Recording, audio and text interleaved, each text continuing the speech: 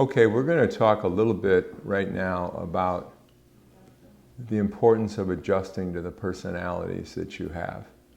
It would be really unfair of me not to mention that, even though this is a separate class. There's different kinds of personalities that you deal with. We teach this to you in another session, but you have to adjust your presentation to the person that you're talking to. Doesn't mean you have to be a chameleon. It just means that you have to emphasize certain things to make them feel comfortable with what you're sharing with them. For example, if someone is a very friendly person, very sociable, there's a technique for doing that, which is you focus on family and friends and talk about your relationships, talk about being part of the community, etc. And then there's other people who just kind of want to get through the presentation.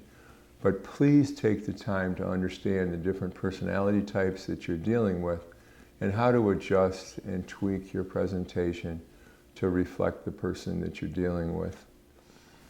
There's 4 opinions that people have about real estate agents. The first one is that you're going to say anything to get a listing. This is actually a $2 million study that was commissioned.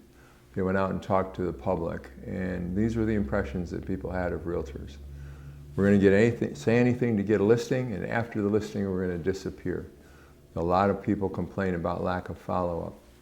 Some people believe that anybody can sell a house and there's no reason to use realtors.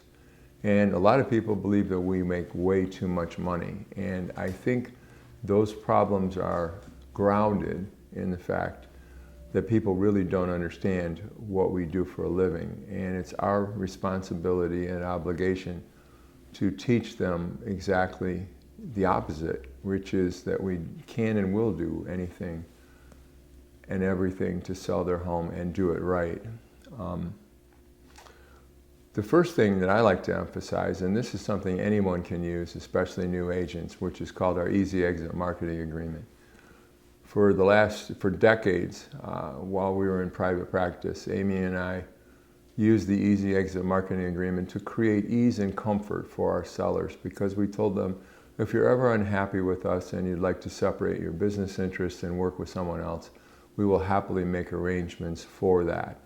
So that gave them control, which is a very important word in this situation, control of the environment, and that they felt like they could and should perhaps part ways with us if they didn't think we were doing the job. This went really a long ways to creating value and trust for them. The other thing I would share with you is that a listing presentation is all about expectations, creating the proper set of expectations. Sometimes I ask in class, how do people think when they think about whether or not you're doing a good job? How do they do that? And people say, well, whether or not you did a good job. I don't think that's really the case.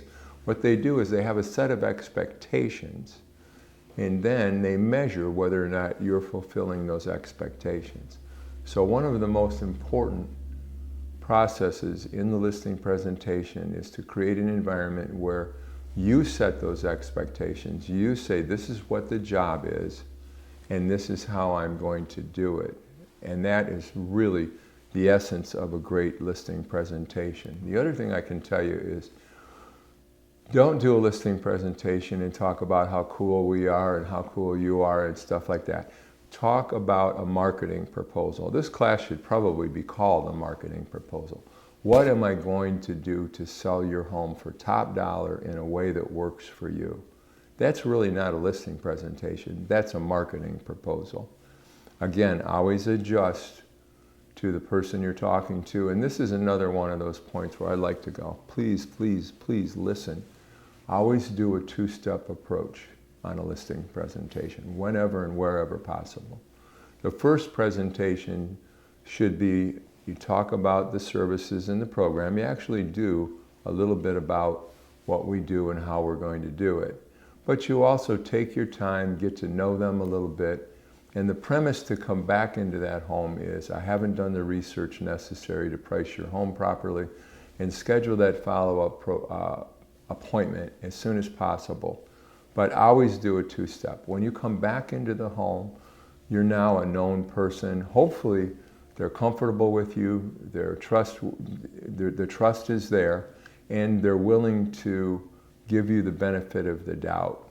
You're somewhat pre-sold going into that second appointment. This is without a doubt one of the most valuable things anyone ever shared with me. We used it for years, and I strongly encourage you to use that approach. If they're just ready to list the house, go ahead and fill out the paperwork, but tell them I need to do the pricing information and come back for a follow-up appointment. You can leave the price blank if possible. That's what we always did, and I can't think of an exception where that did not work.